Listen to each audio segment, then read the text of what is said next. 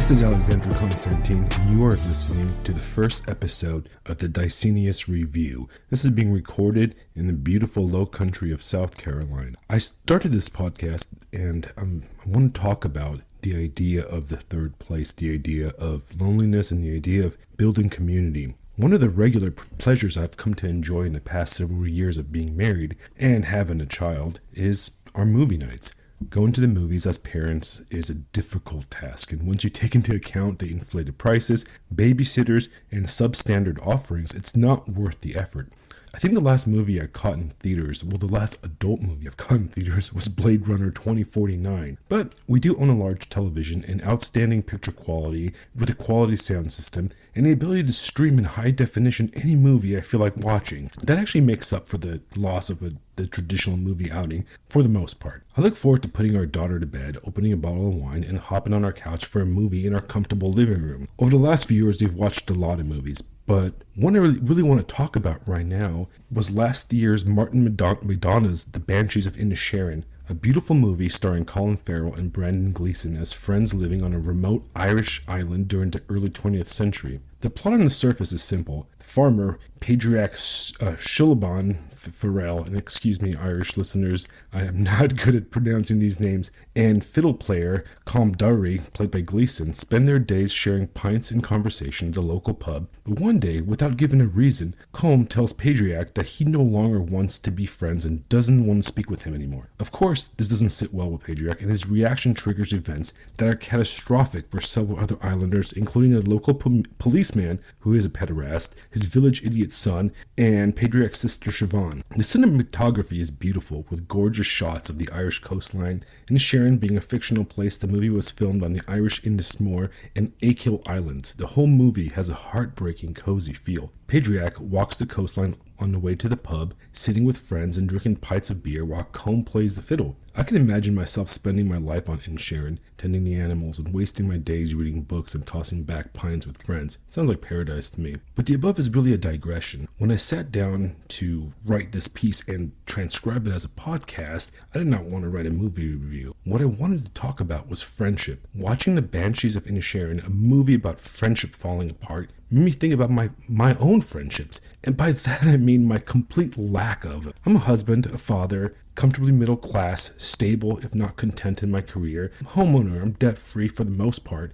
and by most reasonable standards I'm successful and a successful 40-year-old approaching middle age. But I don't have a single friend. The disastrous dissolution of Padraic and Colm's friendship deeply affected me because I never realized or couldn't admit to myself how much I missed the close friendships of my youth. Friendships dissolved into the pressures of careers, distance, marriage, parenthood, and even political and philosophical differences. It's not a comforting fact, but it seems that my situation is not unique. I'm not alone in my predicament. A significant portion of Americans in their 30s report that they feel lonely and alienated, that they don't have close friends, and have difficulty making them. Our world has become one of hyper-capitalist alienation and deracination. Our lives, for the most part, are spent between work and consumption. We have the ability to instantaneously communicate with anyone in the world, yet we are more separated and alone than at any other time in history. The cause of our community collapse is complex and multifaceted, from the failure of religious and civic institutions, poor community planning,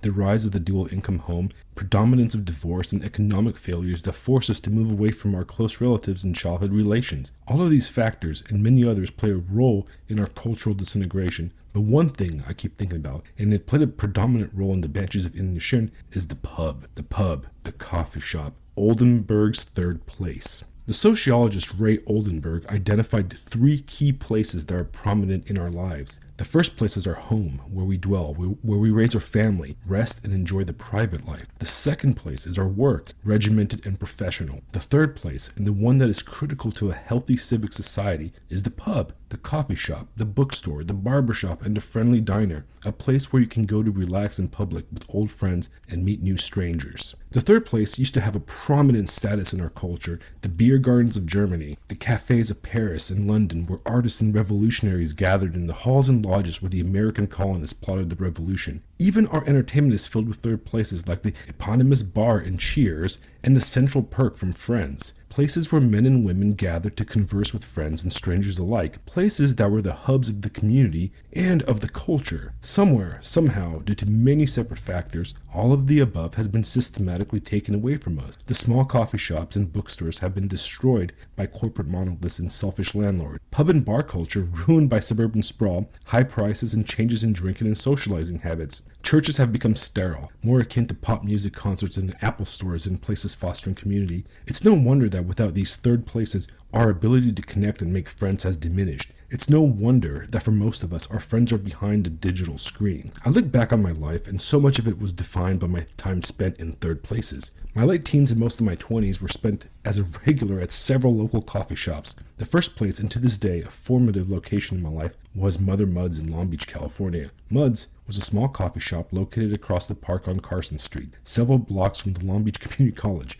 It was a small place with several tables, patronized by locals from the neighborhood. I would spend my days at Mudd's drinking coffee after coffee, chain smoking, reading, and engaging in conversation with everyone and anyone. Mudd's was a home to a regular cast of characters and unique individuals that I became close friends with. Interesting characters like the medieval history fanatic who at the time was deep into reptilian conspiracy theories long before Alex Jones, now an Ivy League graduate. A Dutch sailboat captain, a family of Irish immigrants with great taste in music, one of the best Irish fiddle players who wasn't Irish and to this day still plays in my favorite Irish band, a kid obsessed with souping up cars who later became a police officer, several occult magicians, at least one actual vampire, a missionary turned cab driver whose guidance and conversations were foundational to my life. So many people, I would spend so much time there, sometimes waking up, heading over, and spending the entire day, well past closing time, hanging out with everyone who'd like to come by and just have a cup of coffee and a bit of conversation. Later, when Mudd's closed down due to an unfriendly business climate,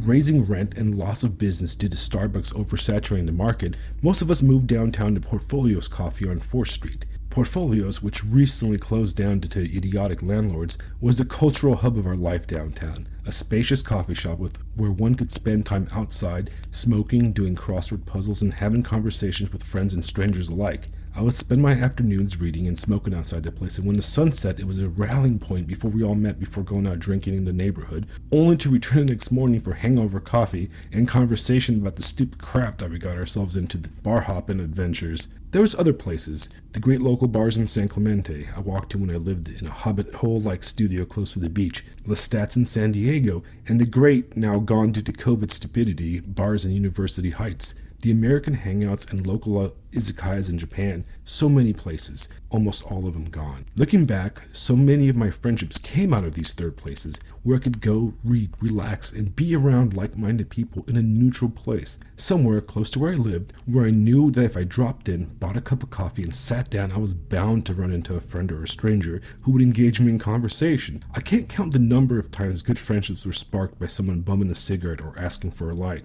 Anyways, years later, here I am, content but friendless. My work schedule is demanding, and when I get home, I spend it with my wife and daughter. Don't get me wrong, I love spending time with them every day, and I thank God that I am so fortunate to have such an amazing family. But my interests are solitary. I read, I write, I have a penchant for 19th century Russian writers, and the need to brood in the dark is not conducive to a healthy social life. The truth is, even if I had the time to go and make friends, there isn't anywhere to go. There are several coffee shops around, but sadly, they close in the early afternoon. The bars are far, and as a parent, I can't spend my weekends inebriated hoping to catch a cab at home or crashing on people's couches like I used to. I think as a culture and as a community, we have a severe lack of places where adults can meet and interact. I know I'm not alone in feeling this. I don't have a solution, and maybe the reason I'm talking about this and writing about this is that I hope to start a discussion and get some ideas on what to do. Maybe we can turn back the tide of deracination and atomization. The first step is realizing we have a problem, and I'm convinced that we do have one,